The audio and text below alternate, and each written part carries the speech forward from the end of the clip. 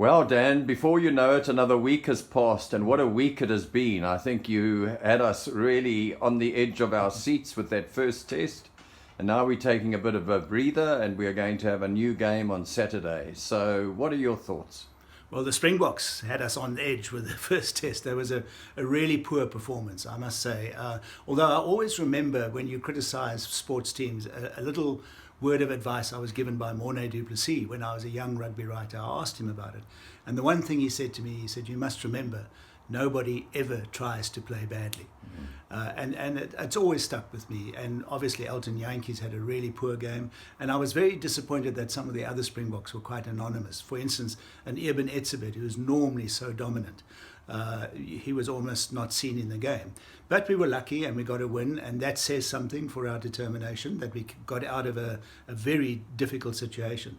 Then, of course, it got completely overtaken by Jacques Nienaber naming a new side with 14 changes. I've never come across that. It's the first time ever that mid-series there was the 74 Lions where we panicked a bit, but 14 changes, 6 new caps, a completely different side. That is a worry. It's adventurous and it's radical, but there are no combinations. The back three have never played together. The centres have never played together. The halfbacks have never played together. The loose forwards have never played together. So that's a risk. And I think when we talk about the Springboks, we have to be careful not to demean the Welsh. I thought they played superbly. They worked out our tactics. They knew what we were going to do. And their back three really handled the kicking game very well. And maybe that has forced the hand of Jacques Nienaber. But he has taken a risk that could blow up in his face if this side doesn't perform.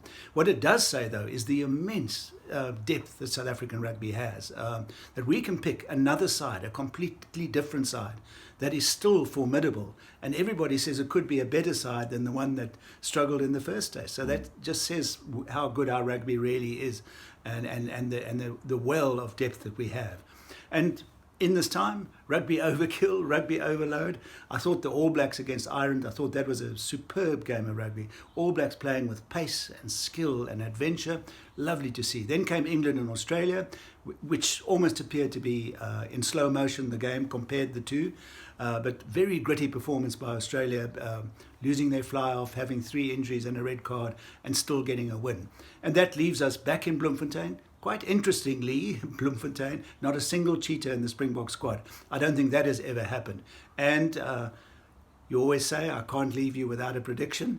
And I actually think this side, this adventurous side, this strange side, who have never played together, might turn it on. And I've got a feeling Wales will feel a bit of tour fatigue. So once again, I'm backing the Springboks. And I am really hoping for a much better all-round performance.